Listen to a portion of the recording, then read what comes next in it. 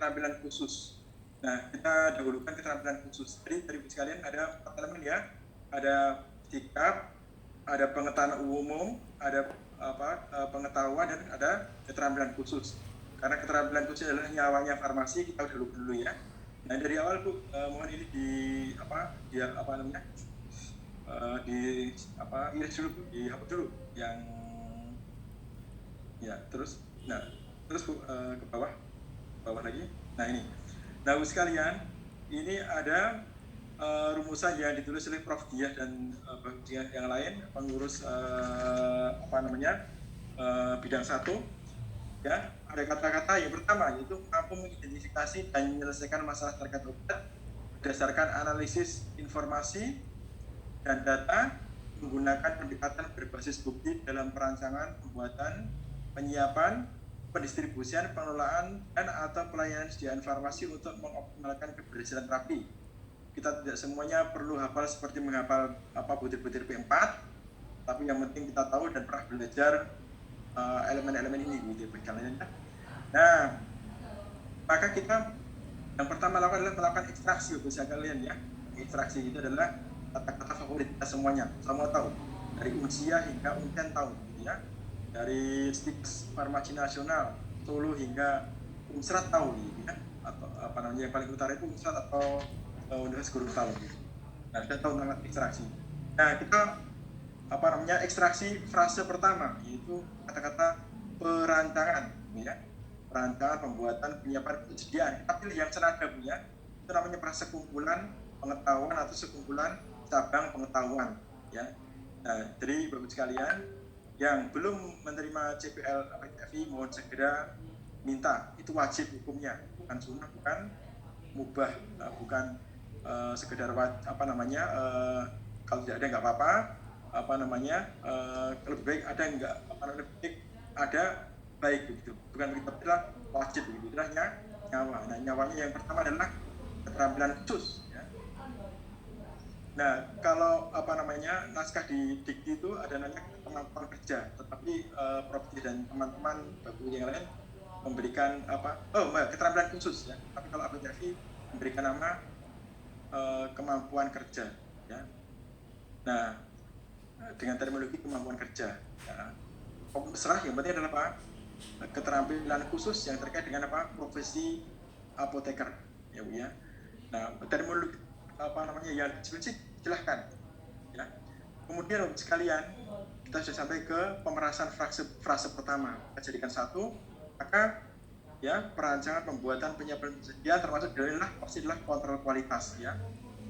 Maka ilmu yang muncul adalah formulasi. Nah, kita kembali ke kata-kata Pak Indra Putra Sidin, itu adalah rumahnya adalah formulasi. Itu yang kita maksud dengan ekstraksi, kemudian mewadai ya. Ini belum sampai ke vaksinasi ya. Nah, maka Bapak sekalian, untuk formulasi ini ada beberapa kebutuhan ya, dan kajian. Untuk formulasi dan cukup deh hanya campur-campur melintang, kemudian melakukan granulasi atau membuat suspensi tidak cukup. Pasti yang dibutuhkan pertama kali sifat-sifat fisika kimia zat aktif terlebih dahulu. Maka tidak ada gunanya melakukan formulasi tidak punya pengetahuan tentang zat aktif ya. Minimal adalah polaritasnya. Tapi tidak cukup dengan polaritas, tahu stabilitas pada ya pelarut tertentu, pada unit tertentu ya, pada pH tertentu. Wah, kalau dikaji jadi semakin banyak nanti ya. Nah, kita batasi ya. Ya, pertama mungkin harus tahu tentang sifat kimia zat aktif. Maka menjadi MP1 yaitu materi pembelajaran pertama Bu ya. Nah, itu kita tanda dengan MP1. Dengan ya ilmu formulasi tadi kita tanda dengan PK1 atau dengan kajian 1 ya. Kemudian bagus sekalian. Nah, ini sudah menjadi sub formulasi ya, maka tadi sudah kita sebutkan ada padat, cair, gas menjadi MP2. Tapi ternyata MP2 ini akan menjadi pertanyaan, kenapa? Bagus sekali adalah pembelajaran masa lampau.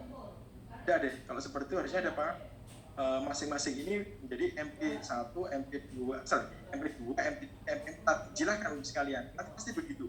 Nah, semakin Bapak Ibu sekalian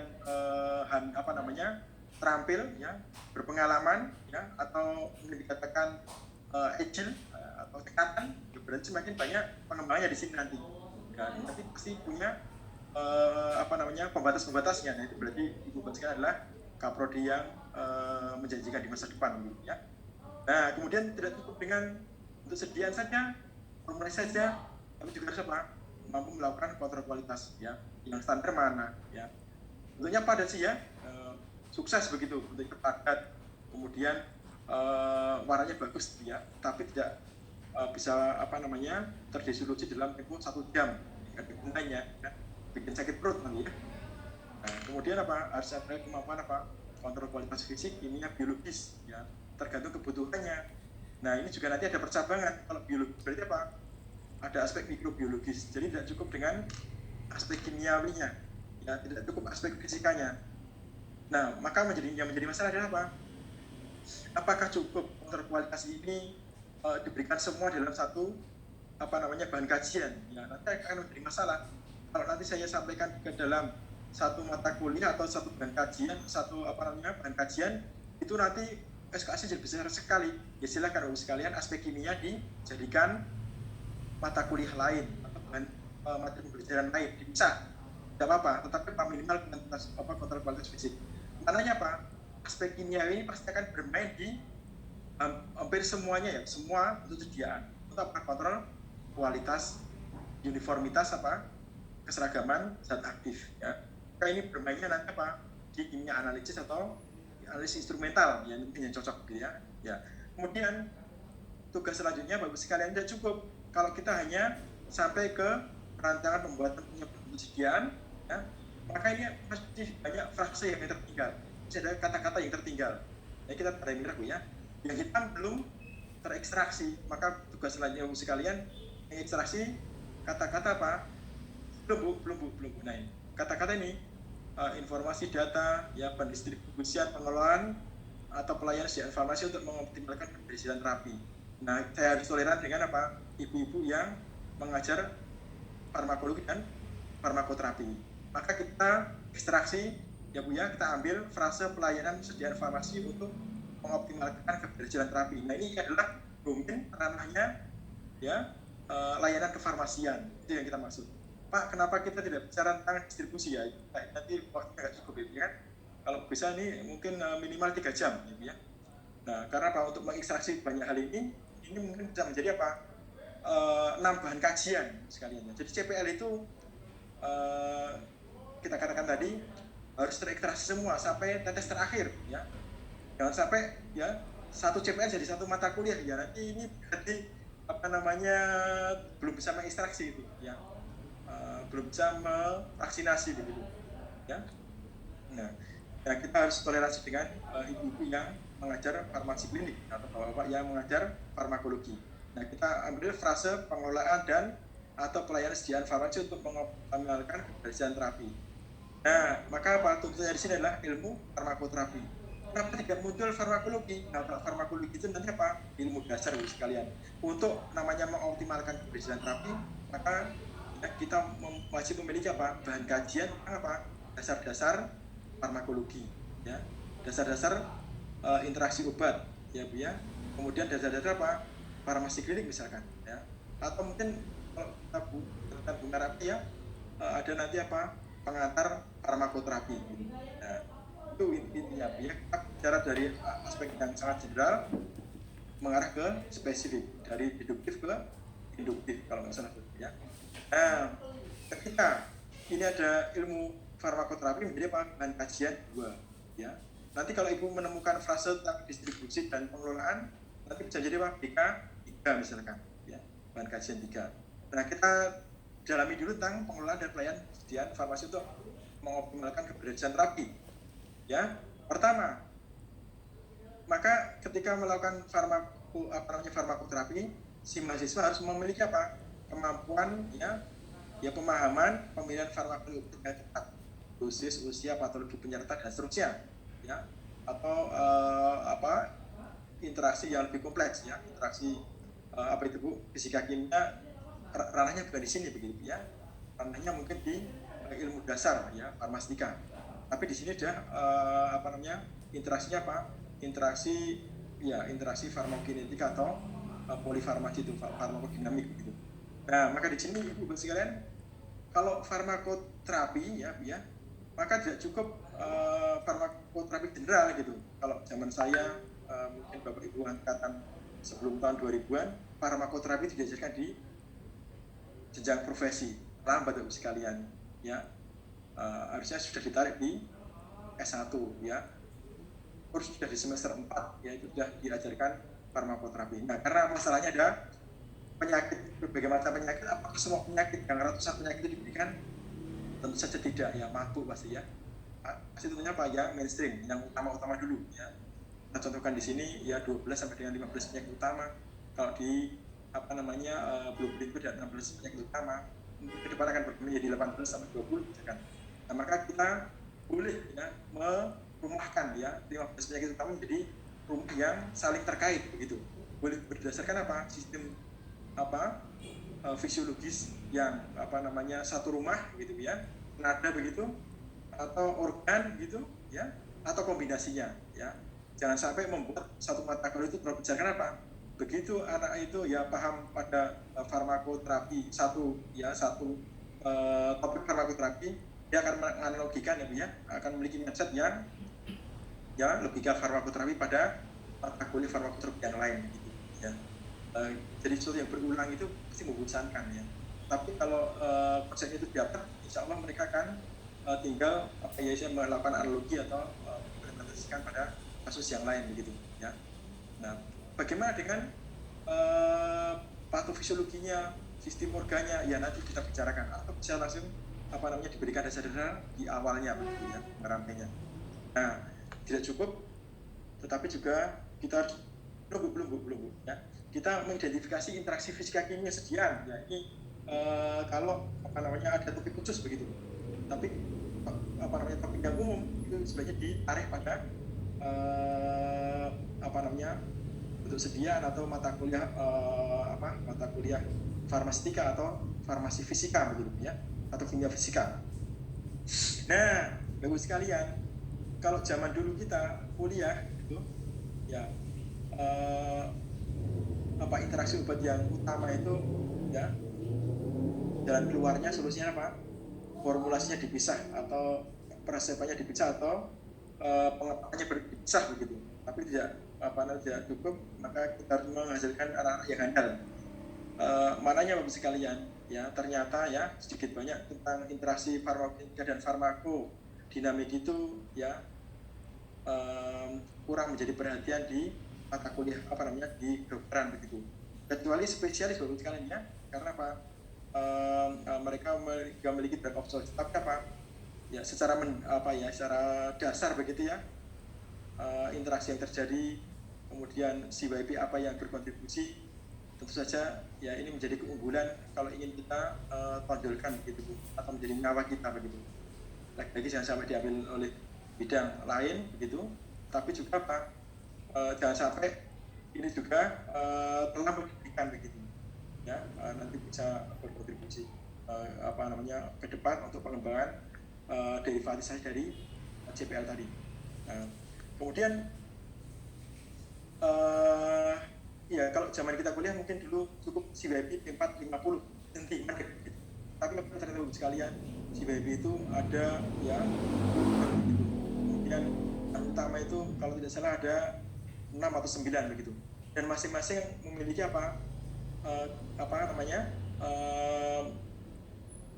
spesifikasi metabolisme pada kelompok obat tertentu begitu.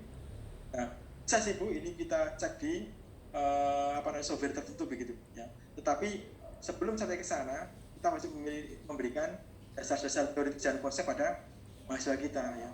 Termasuk tadi Bu, ada mata kuliah farmakoterapi harus sampai kemana? Ke tadi disampaikan Pak Yani bahwasanya IT begitu. Sebenarnya ini IT yang aplikatif ya. Adalah interaction checker, yaitu software tentang interaksi obat ya. Misalkan penicillin kalau ada bersamaan dengan pemberian dus jeruk itu, apa yang terjadi? Apakah menimbulkan potensi? Nah, ini tidak bisa kita sesuaikan lagi. Kita memberikan mindset yang sampai advance begitu Bu. Kan dari advance ya, itu cukup dasar ya di masa depan dan masa kini pun sudah menjadi apa ya kompetensi yang harus kita tonjolkan ya menjadi identitas begitu Bu. Kenapa? Mereka harus berbicara dengan klinisi lain. Ya. Bahkan ini sudah segala masalah klinik Bu.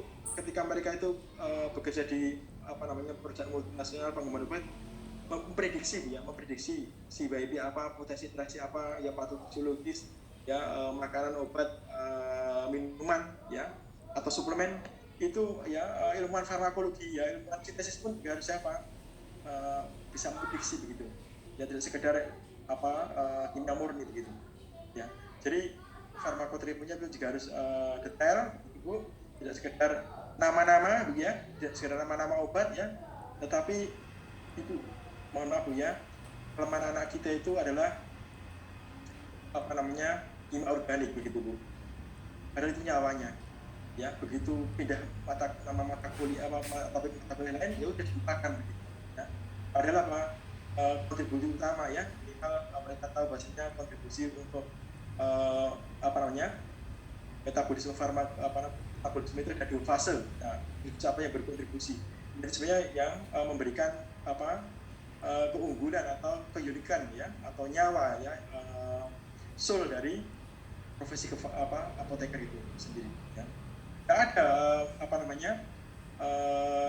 profesi lain yang fokus ke situ ya, jangan sampai data kita ya Bu, media pekerjaan anak kita itu diambil oleh orang lain gitu, atau terluput dari pembelajaran kita yang sebenarnya medianya bekal daya saing anak kita ya. Silakan Bu ya. Jadi itu disebut sampai tetes terakhir. Nah sekarang kita ke bahan kajian tentang penguasaan pengetahuan ya. Tadi kita bicara tentang ilmu dasar ya, ilmu dasar kefarmasian ya. Kalau tadi sudah kita bicara tentang keterampilan khusus ya, dinyatakan apoteker itu harus bisa formulasi per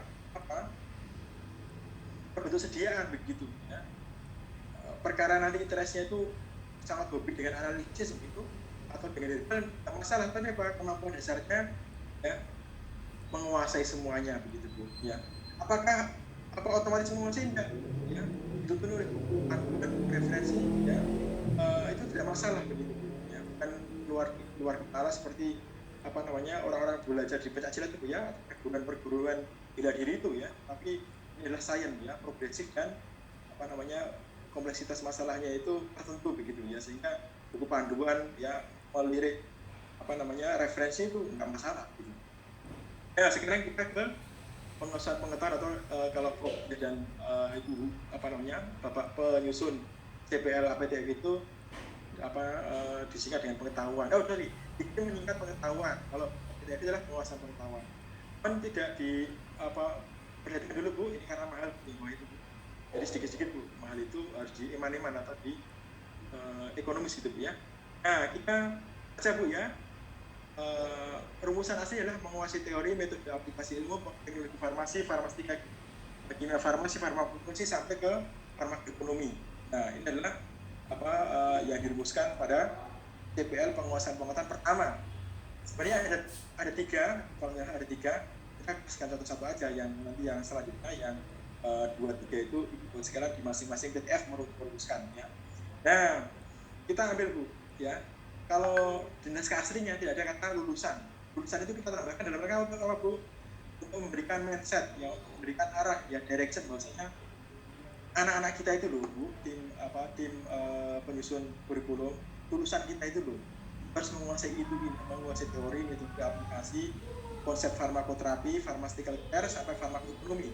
Jadi targetnya adalah lulusan, ya. Bukan mahasiswa saat ini. Untuk mahasiswa saat ini nanti namanya capaian pembelajaran mata kuliah itu nanti ada tersendiri Bu. Dari mana diambil dari mata CPMK itu nanti saya tunjukkan ya. Nah sekarang kita ekstraksi dulu Bu. Kita ambil ya lulusan menguasai teori, metode, aplikasi ilmu farmasi ya ilmu kimia farmasi. Lihat Bu, ilmu kimia farmasi. Nah kita harus ingat dengan introduction kita di depan tadi bahwasanya 90% lebih obat adalah senyawa organik. Saya enggak Bu ya, harus percaya ya. Kalau nggak percaya silahkan disurvei ya. perkara dokter itu hanya apa nama-namanya itu nggak pasang. Betul Bu. Apa namanya perawat, bidan, kemudian dokter itu hanya apa nama-nama. Ya, nyawa kita adalah struktur organik. Apakah dihafal? Tidak pasal Bu. Kalau zaman saya ujian farmakokinesi dulu apa? Gambarkan struktur steroid. Sampai situ itu Bu. Ya. Ya, betul itu saya ingat betul gitu ya. Kemudian masuk di absen satu-satu sehingga 25 menit sudah habis gitu ya. Biasanya enak itu. Bulan hanya habis untuk absen. Nah, kita ambil Bu ya. Nah, ketika ada teori metode aplikasi ilmu kimia farmasi, maka pasti Bu sekalian sebagai orang yang sangat sudah berpengalaman, banyak makan asam garamnya ilmu farmasi Bu ya. Dosen pasti ada intuisi ya. Ya, kata-kata kimia farmasi ya. Pasti memunculkan ya terminologi struktur kimia organik, gugus fungsional. Ya, gugus fungsional pasti tidak sekedar diam ya. Tapi dia pasti reaktif ya. Kalau bahasa agama itu berzikir ya. Yang mereka itu bergetar ya, bervibrasi ya. Nah, kemudian melakukan interaksi intermolekuler ya, intramolekuler ya, lagi dalam satu struktur tersendiri gitu ya, sendiri ya reaksi. Nah, atom-atomnya pun ya, neutron elektronnya pun berputar gitu ya. Nah, ini adalah reaktivitas ya. Dan reaktivitas pun kita ajarkan dari yang stabil sampai sangat reaktif ya. Maka dari itu kita munculkan lagi jenis-jenis reaksi kimia. Nah, ini sudah muncul menjadi bahan kajian 3 ya tentang pengetahuan kimia. Tapi tidak cukup di situ ya. Ketika kita urai namanya sudah sampai ke fraksinasi ya.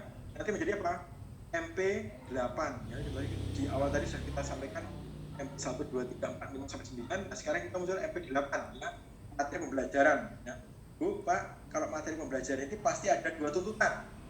Ada objeknya, ada kemampuan penguasaannya, ada level penguasaannya. Nanti kita bicarakan lebih lanjut, Bu. Nah, kita uraikan satu lagi lebih lanjut ya. Ketika kita bicara tentang struktur kimia organik fungsional pasti menurut MP8 ya. Ini kita bicara tentang mata kuliah kimia organik. Kalau kita jadikan satu rumah kimia organik ya. Nah, kemudian ada tuntutan lain, ya intuisi bagusnya pasti menuntut ya. Gimana sih kalau kita ingin menunjukkan jati dirinya molekul itu, kan ini serbuk gitu ya, adanya warnanya merah, adanya warnanya kuning ya, ada warnanya jernih, ada cairan, ada serbuk begitu. Bagaimana membedakan antara kristal gula dengan kristal kaca Bu sekalian.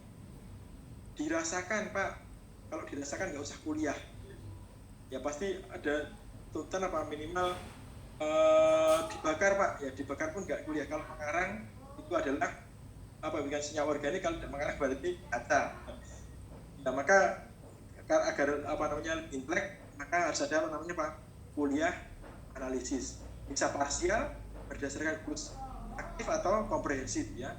Semua ya struktur ya, semua bentuk molekul kita analisis ya. Kita tunjukkan jati dirinya, bahasanya molekul itu masih utuh, sudah pecah ya, atau ya masih memiliki potensi aktif. Nah, kalau masih memiliki potensi aktif tadi kita uji ke sel utuh ya, bisa bakteri utuh atau sel utuh begitu ya.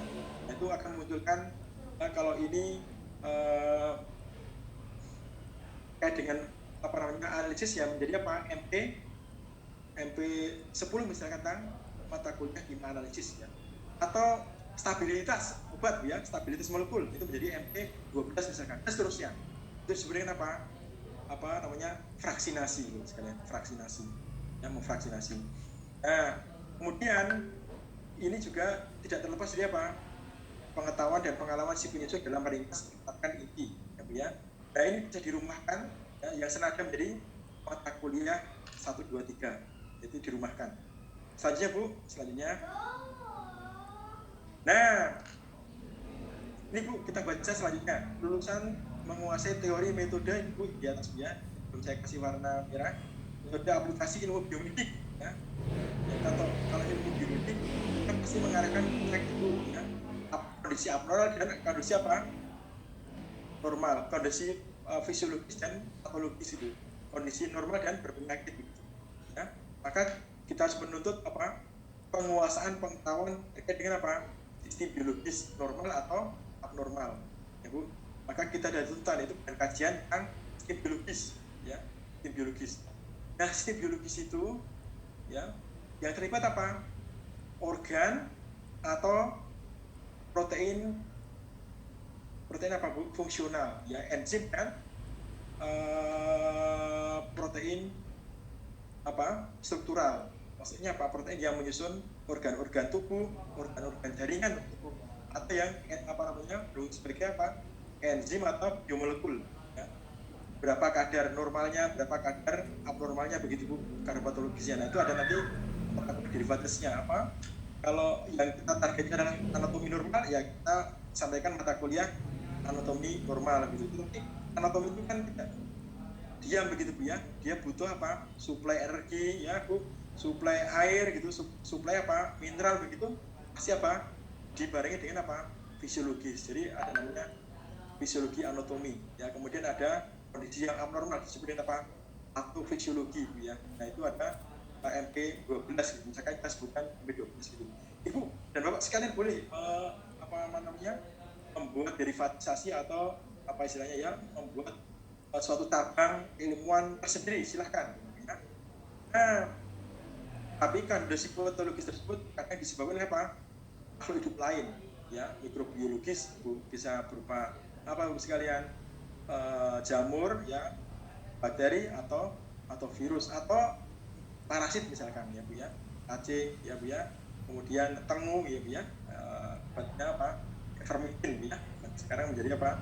Obat virus begitu, olahan visual ya.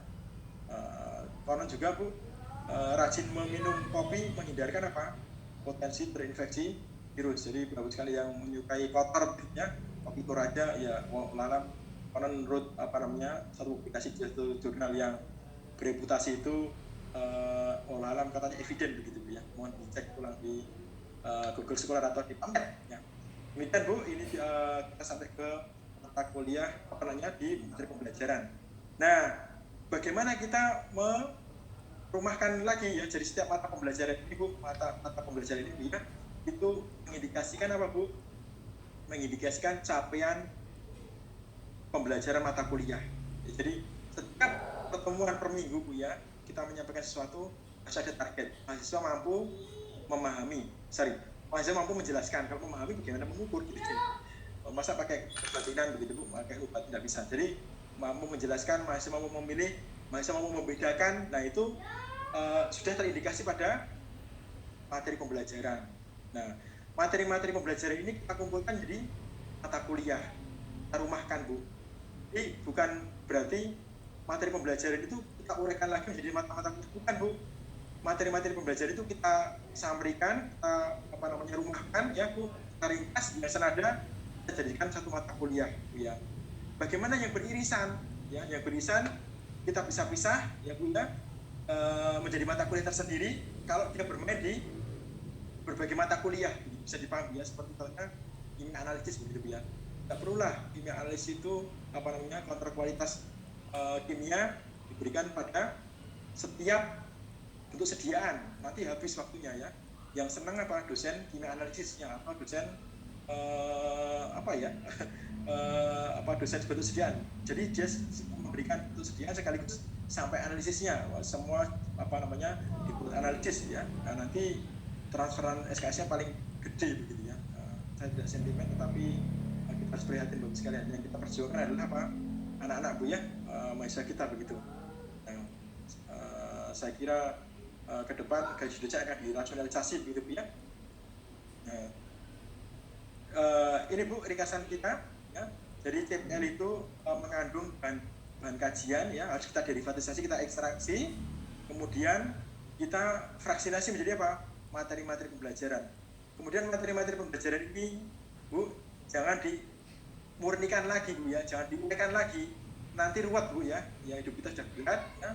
Nanti banyak apa namanya menguraikan, tapi tugasnya apa? Meringkas ya, mengumpulkan lagi, merumpahkan ya. Nah ini sudah 3 langkah ya.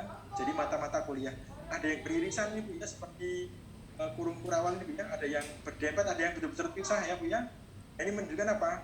Betul, artinya ada satu yang terintegrasi ya. Jadi ada spiral begitu Bu ya, ada yang mencakup area lain. Jadi kalau betul-betul terpisah nggak bisa Bu. Bahkan mata kuliah Pancasila, agama ya Bu ya, itu harus integratif pada mata kuliah lain. Artinya apa? Menyinggung area lain, jujur Bu ya. Jadi kejujuran jangan dijadikan mata kuliah sendiri begitu. Ya. Bahkan taat hukum ya. Itu harus ada di mata apa namanya kimia analisis begitu Bu. Artinya apa? Kita mengajarkan tentang kimia analisis berarti sama integritas ya. Kalau biosimilar Bu ya, bioequivalennya itu ya kurang dari 50% ya jangan dilaporkan ya masuk ring gitu nanti tidak lulus kompetensi Bu ya. Jadi itu sekaligus apa kita mengajarkan yang embedded ya Bu ya, terintegrasi ya, mata kuliah bukan science for science ya tetapi mata kuliah for humanity ya. Jadi ada introduksi bahkan juga apa regulasi ya, hukum itu sudah kita apa ajarkan sekaligus dia apa masa apa untuk sediaan tradisional ya, apa itu namanya fitokimia, farmakositoterapi itu juga ada apa regulasi badan POM-nya Bu ya, kemudian regulasi pendaftaran. Nah kemudian apalagi itu negatif list ya. Jadi mulai dari sekarang kita harus aware sehingga kontribusi soal UKI SBA ya, sosial administratif apa itu Bu ya, farmasi itu lebih banyak ya, karena apa dosen teknologi farmasi, dosen analitik dan sekedar menyukai apa bidangnya tapi juga apa paham apa sadar regulasi dan men-share ke anak didik kita begitu. Silakan Bu lanjutkan. Nah ini tampak sekali Bu sekalian yang saling berhubungan itu bukan mata kuliah ya, ya tetapi apa materi pembelajaran bahan kajian, dan materi-materi pembelajaran ini sudah mengindikasikan apa capaian pembelajaran untuk masing-masing mata kuliah per minggu ya yang harus dikuasai mahasiswa apa indikasinya ya Bu ya. Jadi jangan dibuang. Betul, awalnya memang kita merumuskan dari apa? Dari Word dengan apa namanya file Microsoft Word ya. Tapi nanti kita harus kodifikasikan dalam Excel begitu Bu. Nah ini kita tunjukkan ya nomor CPL 234 nomor 23 itu kita uraikan. Kita loncat ya contoh 1 dan CPL 4 misalkan. Tapi nanti kan Ibu masing-masing memiliki ciri khas ya. Nanti bisa punya CPL 8, CPL 10, ya 11 begitu. Nah kemudian apakah berhenti sampai di situ ya? Betul tidak Bu? Ya, nanti intuisi Ibu bahwa sekalian ya akan membisiki begitu. Ini kayaknya ada yang seragam begitu. Ada yang mohon Bu jangan pindah dulu ya. Kemudian ini kayaknya ada yang overlap gitu. Ada apa namanya farmakokinesis 1, farmakokinesis 2, ada fitokimia 1, fitokimia 2 ya, ada standarisasi bahan obat alam, ada farmakologi herbal. Mohon itu diringkas Bu ya. Habis fitokimia itu masuk ke dalam farmakologi ya. Kasihan nanti anak-anak kita tidak menguasai farmakoterapi ya. Karena apa? Egoisme sektoral gitu Bu. Ya betul, kita harus realistis. Kembali ke definisi awal Bu, bahwasanya area pekerjaan kefarmasi dari produksi yang notabene adalah single entity ya, kemudian distribusi dan asuhan kefarmasian. Herbal boleh Bu, bahkan menjadi apa keunggulan, tapi ini nilainya keunggulan ya, atau menjadi saing plus untuk alumni kita, tetapi jangan jadikan utama ya Bu ya. Jadi nanti ada farmakoterapi dasar, ada fitoterapi dasar, ada fitoterapi klinik begitu. Nah kapan nanti belajar farmakoterapinya ya? Kapan belajar apa namanya farmasi siknya begitu Bu, dan penguasaan apa namanya ilmu dasar yang lebih solid begitu Bu. Nah saya kira tentang herbal ini harus segera di apa namanya rasionalisasi ya, harus dikembalikan ke regulasi. Jadi memang dosen-dosen bagian biologi farmasi pun harus membaca regulasi tentang herbal ya, dari safety-nya sampai ketentuan CPOTB-nya gitu, sehingga tidak semuanya diajarkan ya, dan pengajarannya pun targeted begitu. Silakan Bu. Selanjutnya. Nah, apakah ini selesai? Belum Bu ya. Apakah ini sudah selesai? Jadi apa namanya, capaian pembelajaran APTF itu belum selesai Bu. Jadi nanti 5 tahun lagi mungkin akan direvisi ya Bu ya. Nah, termasuk juga penafsiran Bu. Jadi kita tadi tafsiran obat Bu ya. Obat kita kan mainstreamnya itu apa? Tadi Bu, kembali ke apa slide semula ya. Mainstreamnya adalah mikromolekul ya, dominan adalah mikromolekul. Setelahnya Bu, ya setelahnya. Nah, maka karena iptek itu berkembang Bu ya, kemudian apa lingkungan masyarakat itu banyak tuntutan ya, progresif begitu, ilmu penyakit itu secara periodik itu muncul ya, kemudian apa Bu, resistensi ya, resistensi hanya sekedar mikrobiologis, tapi apa resistensi penyakit metabolic syndrome, bahkan kanker pun sekarang ya, dokter spesialis bedah onkogen pun menyatakan nasib obat kanker itu seperti obat diabetes ya, untuk memperbaiki lifespan pasien ya, tidak sepenuhnya mengeradikasi kankernya begitu. Nah ini yang terjadi. Jadi maka CPL pun ya akan diupdate begitu Bu. Dan itu Bapak sekalian itu ada ruang untuk pengembangan ya, untuk lebih kritis ya. Nah, ini karya manusia Bu ya, karya manusia. Pasti ada sesuatu yang Ibu Bapak sekalian bisa gali untuk menjadi nilai plus PTF ya, institusi masing-masing. Silakan Bu. Ya mungkin saya terakhir. Ini saya bicaranya pun terus Bu ya. Jadi ini Bu,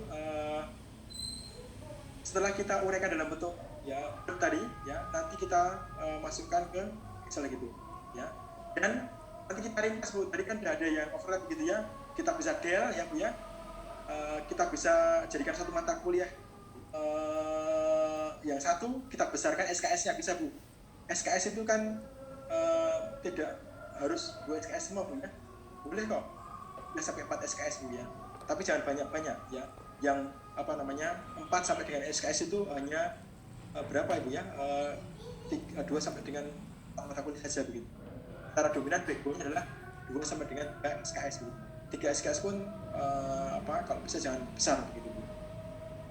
Jadi kalau tadi Bu ini sudah misalkan kita punya firasat ya, satu rumah senada begitu, kalau dipisahkan terlalu jauh ya silahkan dibuat 3 SKS begitu. Tetapi harus diingat bahwasanya kita punya rule ya, punya pembatas bahwasanya yang namanya satu SKS itu Bu, ke bawah Bu, coba Bu, slide selanjutnya terus Bu ya, terus ya, terus Bu ya. Oke, sebelumnya nah Ibu, nah satu SKS itu ya, mata kuliah itu 50 menit ya, klasikal, tutorial atau ya kuliah di ruang kelas ya. 60 menit itu penugasan khusus ya, Ibu memberikan kuis ya, misalnya PR begitu. Kemudian 60 menit adalah kerja mandiri. Jadi ketika satu mahasiswa itu mengambil ya 10 mata kuliah, 9 mata kuliah, itu hidupnya seimbang ya Bu, jangan sampai jadi malapetaka ya, stres gitu ya. Jadi penyusunan ya per semester itu 18 sampai dengan 22 SKS itu Bu, sudah manusiawi ya, jangan lebih ya. Kemudian jangan membuat ide sendiri.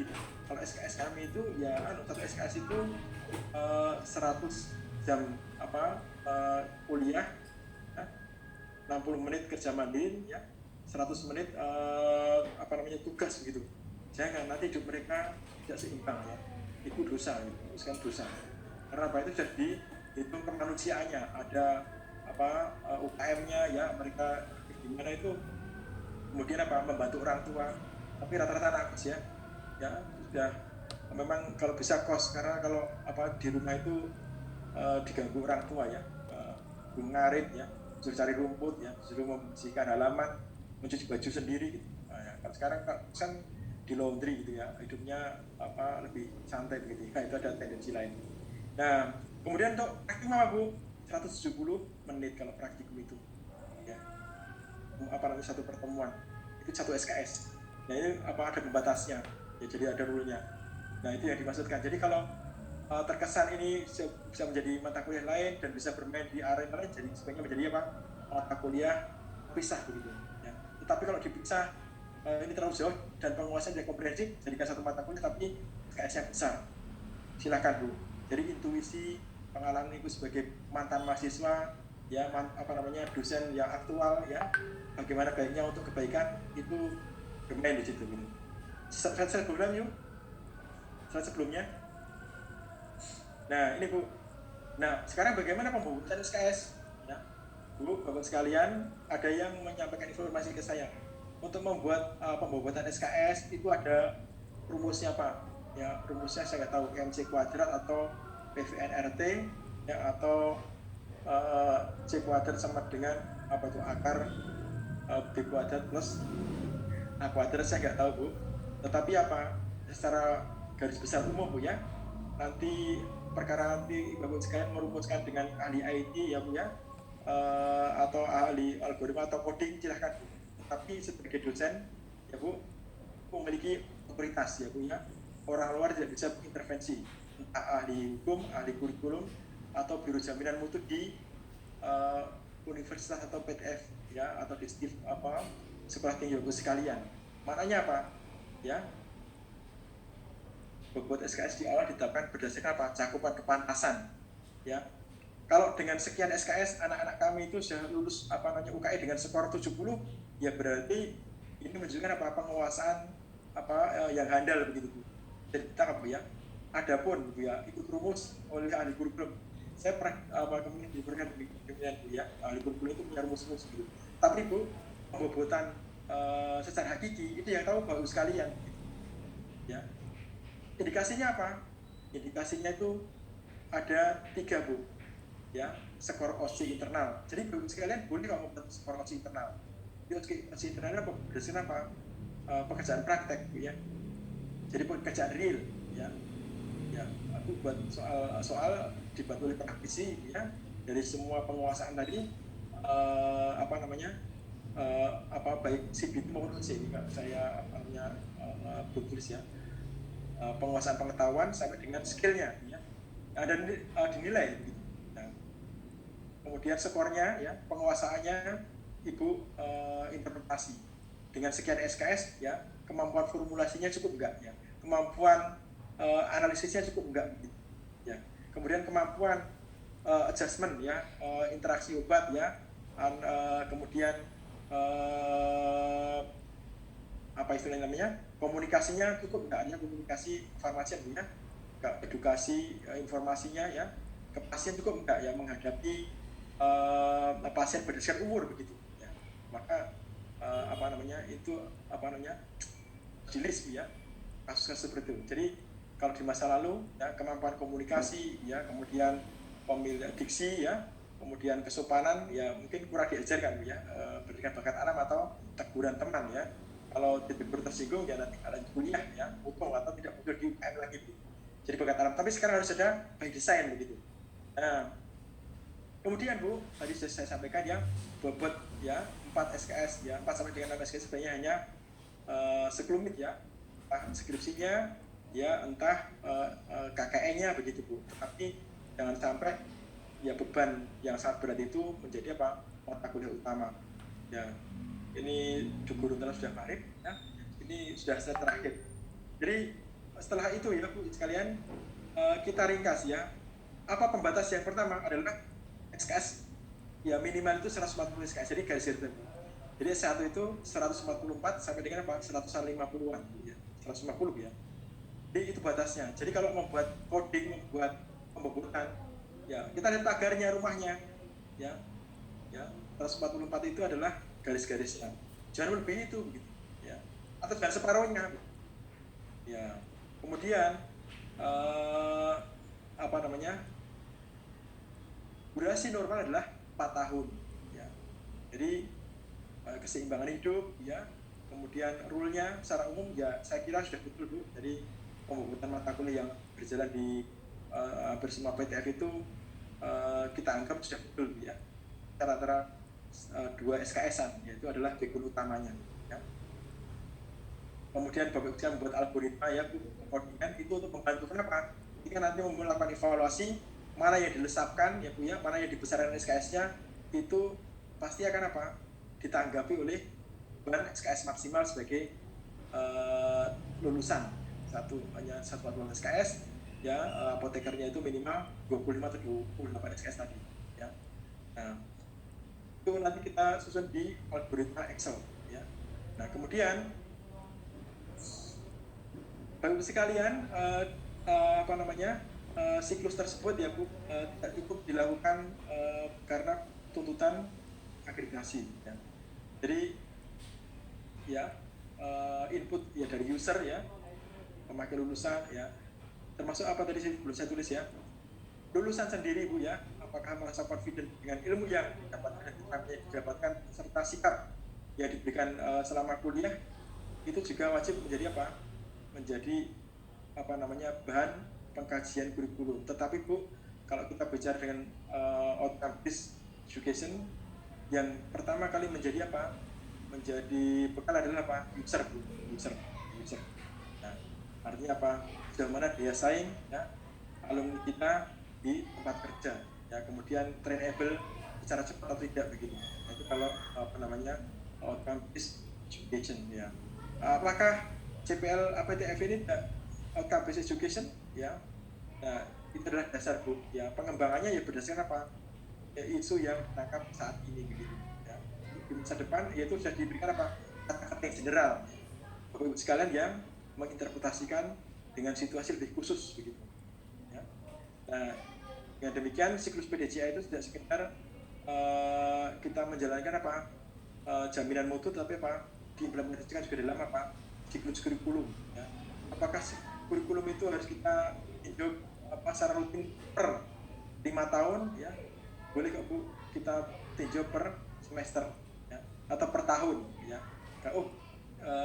Di masa lalu ya, di semester kemarin ya, belum masuk konten tentang off-label gitu. Apa itu off-label ya? Ya, padahal dokter sudah bicara tentang off-label sangat meriah gitu. Terus terang off-label ini baru menjadi isu ya, 3 tahun ini di dunia kefarmasian. Sangat terlambat Bapak Ibu sekalian. Maka kewajiban kita ya, mengupgrade. Tadi saya sampaikan banyak perlu harmonisasi ya Bu, Bapak Ibu sekalian ya, kurikulum dengan nakes lain ya, perawat terutama kedokteran Bu ya.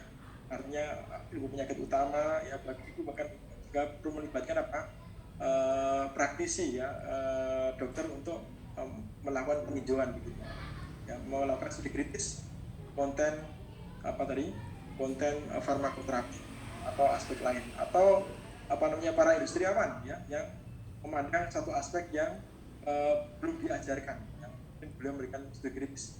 Sebenarnya kalau melakukan tinjauan kurikulum pihak yayasan yang kalau yang swasta ya, itu dihadirkan karena apa, sedikit banyak pengembangan kurikulum itu menuntut apa, fasilitas. Bagaimana kita mengimplementasikan, mewujudkan profil ya, kalau ya implementasi kurikulum tersebut ya dengan apa, dengan fasilitas yang evident begitu ya. Katanya kalau stabilitasnya hanya parsial ya, satu gugus pasien, tapi gugus lain tidak teridentifikasi ya, berarti penguasaan anak kita masih parsial ya. Barangkali demikian, sudah maghrib ya, kita cukupkan. Mungkin Bapak Ibu sekalian ada pertanyaan atau mungkin diskusi lebih lanjut, bisa japri atau mungkin email saya gitu, atau mungkin share Pak ya. Ya Bu, silakan Bu. Ya. Atau mungkin ditanyakan kepada yang lebih menguasai, silakan Bu. Ya, terima kasih Pak Asis atas materinya. Ini menurut saya materinya luar biasa Pak. Sayang waktunya agak mepet karena berada di akhir-akhir materi, padahal inti dari kurikulum sebenarnya di sini ya, karena terkadang kita dari CPL sudah tahu, profil lulusan sudah ada karena dari asosiasi, tapi breakdown-nya sampai ke mata kuliah itu yang kami kesulitan sebenarnya Pak. Ini curhat ya. Jadi saya kira sangat bagus materi. Mungkin apakah mau dibuka babak pertanyaan Bapak Ibu? Makassar sudah masuk maghrib. Maghrib kita ini. Atrikul Anam dari Tadulako ya. Ya silakan Pak. Ya. Baik. Terima kasih Prof. Materinya cukup bagus ya. Jadi terkait dengan 18 sampai 22 SKS tadi tuh Pak Aziz, itu kan kita pingin semester 7, semester 8 itu sudah tidak ada mata kuliah. Nah itu apakah seandainya kita menempatkan 23, 24 untuk di semester berapa ya, 45 atau 56 itu apa memungkinkan juga ya? Karena kan kita ingin semester 78 itu mungkin ada prodi yang sudah tidak ada perkuliahan di situ. Saya kira itu, Pak. Ya, terima kasih Pak. Saya yakin Pak, Bapak sekalian adalah praktisi yang sudah mencerap permasalahan di prodi masing-masing itu secara baik. Meskipun pernah studi lanjut di meninggalkan kampus beberapa tahun begitu. Tetapi ketika melihat ya anak-anak kita itu menempuh ya di Bapak sekalian pernah bekerja sebagai dosen 3 tahun begitu, permasalahan detail terkait dengan skripsi, kemudian penelitian, ya proposal skripsi, kemudian semester 1 itu sebenarnya berapa SKS begitu, itu sebetulnya sudah mencerah begitu. Nah, kiranya Bapak sekalian di semester akhir ya semester 8 itu semua mahasiswa sudah mendapatkan kemampuan ya terkait dengan keterampilan khusus tadi begitu. Artinya apa? Bekal untuk skripsi begitu atau karya ilmiah terdesain itu sudah menjadi bekal untuk mengimplementasikan tugas-tugas akhir. Nah, bagaimana pembobotan SKS 18, 24? Nah, untuk 24 Bapak sekalian, ini ada ketentuan di SNPT yang memiliki berhak untuk menempuh 24 SKS itu hanya mahasiswa yang memiliki IPS 3,5 ke atas. Ya, 3,5 sama 3,50 ke atas, jadi termasuk 3,50 gitu. Jadi ini periksa khusus begitu. Tetapi kalau masalahnya Bapak sekalian 50% ya mahasiswa kita itu IPS-nya 3,5 ke atas begitu. Nah, itu menjadi masalah begitu. Jadi nilainya terlalu murah begitu atau materi kuliahnya terlalu mudah begitu. Saya kira enggak ya, karena kalau materi terlalu mudah saya kira ya ini unik begitu, karena yang namanya kefarmasian itu butuh mikir Bu ya, dari kimia sampai dengan interaksi obat begitu. Semuanya konsep dasar yang butuh pikiran, butuh mikir begitu. Saya kira kalau IP-nya tinggi-tinggi itu perlu pertanyaan begitu. Nah, itu sudah ada catatan Pak Anam bahwasanya yang berhak untuk 24 itu hanya kasus khusus begitu, mungkin minoritas Pak ya. Dan memang kita harus memberikan kesempatan bahwasanya mereka harus punya leadership ya secara sosial yang cukup begitu. Jadi mereka akan menjadi warga masyarakat ya, kepekaan sosial. Bagaimana dengan agar di semester 8 itu sudah ada mata kuliah? Tapi saya kira tidak ada di ketentuan dikti di semester akhir itu tidak ada mata kuliah Pak. Jadi kita harus tetap mewujudkan mata kuliah itu ada di semester 8, tetapi itu tetap juga Pak mengerampainya begitu. Mungkin farmakoterapi lanjut kah gitu Pak, atau mata kuliah lanjut begitu yang tidak terkait dengan skripsinya kah begitu, atau keterampilan khusus begitu. Nah, kalau di saya cek di beberapa perguruan tinggi itu strukturnya Pak ya, distribusinya itu semester pertama itu relatif ringan Pak ya, 14 SKS-an Pak ya, karena diharapkan mereka itu melakukan adaptasi, kemudian jumlah praktikumnya itu ya, berkisar antara 2 praktikum hingga 3 praktikum ya. Tadi ada pertanyaan, praktikum yang berbanyak ya, itu sebenarnya debatable begitu, dikembalikan ke profilnya kita bicarakan Pak. Nah, kemudian di semester 2 itu 22 SKS, kemudian rata-rata maksimal 22 SKS Pak ya. 23 SKS itu mungkin semester 5 Pak. Di semester 7 mungkin ya. Ibu Bapak bisa simulasi lah gitu. Nah, saya kira nanti di semester 8 tinggal berapa kalau di tempat Pak Anam? 16 Pak ya? Atau 12? Karena skripsi itu ada yang 4 sampai dengan 6 Pak ya? Iya. Tempat kami 4 Pak. 4 ya? Ya. Ya. Kalau bobot SKS di semester 8 berapa Pak? Semester 8 10 ya? Dan kelulusan rata-rata itu 3,5 tahun Pak ya? Tidak, belum sampai ke sana Pak, masih 4 tahun. Ya, karena bebannya di di KKN Pak ya, yang memperlama itu ya, semester 8 ya. Ya, dan penelitian mereka juga biasanya juga mahasiswanya Iya, ya. melakukan penelitian agak lama. Saya kira kalau 10 SKS itu manusiawi sekali Pak. Ya, di tempat saya itu 16 SKS Pak, itu masih ada 16. Jadi 4 SKS skripsi, 12 SKS kuliah. Di depannya juga ada 18 gitu. Oh ya, oke. Kira manusiawi. Tapi saya kira Pak, ini masing-masing PTF memiliki intuisi sendiri, punya kecerdasan sendiri Pak. Jadi namanya local indigenous itu Pak, itu karena tradisi kita masing-masing Pak ya. Jadi kasusnya spesifik ya. Kemudian karakter mahasiswa, budaya kita masing-masing di PTF itu lain. Umi dan Bunda Stiva itu meskipun sama-sama Makassar, sama-sama penyuka coto dan pondro, tapi keunikannya itu kecerdasannya, intellectual property-nya itu sendiri Pak. Jadi mereka harus memecahkan problem itu sendiri gitu. Tapi saya kira Pak, struktur distribusi mata kuliah antara 18 sampai dengan 22 SKS itu sudah manusiawi Pak ya, sudah melihat keseimbangan. Tapi yang jadi masalah tadi Pak, itu terkini Pak ya, bahasanya kalau tadi mata kuliahnya terlalu mudah, IP-nya tinggi-tinggi, berarti mata kuliah kita itu yang bermasalah begitu, mungkin terlalu kurang dalam begitu Pak ya, atau kontennya itu superficial begitu, cenderung menanyakan definisi. Nah, nanti kalau Pak Saikudin Pak ya, yang tentang evaluasi mungkin ya, tentang mengatakan tentang evaluasi dengan rubrik kah atau dengan multiple choice gitu. Saya kira Bapak lebih ahli lah untuk alukai dan ya begitu. Saya kira demikian Pak, mungkin kalau kurang mau dikoreksi atau mungkin bisa Terima kasih Pak, terima kasih. Ya, terima kasih Pak Sariful Anam dari UNTAD. Saya kira cukup ya Pak Aziz. Sebenarnya saya yakin banyak sekali pertanyaan yang mungkin hendak ditanyakan oleh peserta kita pada sore hari ini. Tapi karena waktu yang sangat terbatas, Indonesia Tengah sudah masuk maghrib, dan ini memang sudah melewati, seharusnya kita tadi selesai pukul 17.30 waktu Indonesia Tengah, tapi karena satu dan lain hal berlanjut sampai sekarang.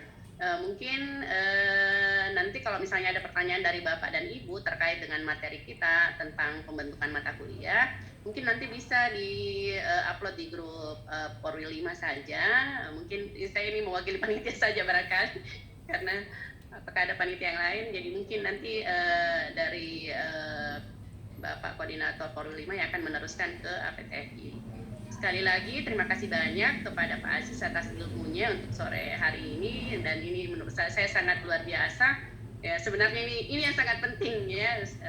Mudah-mudahan ke depan ada lagi kesempatan supaya kita bisa sama-sama, karena ini terkait dengan mutu dari lulusan sarjana maupun profesi dari pendidikan tinggi farmasi. Sekali lagi di PPT-nya boleh di-share Bu, mohon dikoreksi ya, kalau ada mungkin kekeliruan. panitia Pak Aziz yang akan memberikan. Saya sudah share nanti saya akan share ke Prof. Subhan, jadi nanti beliau barangkali yang akan men-share ke grup Porwil 5. Iya.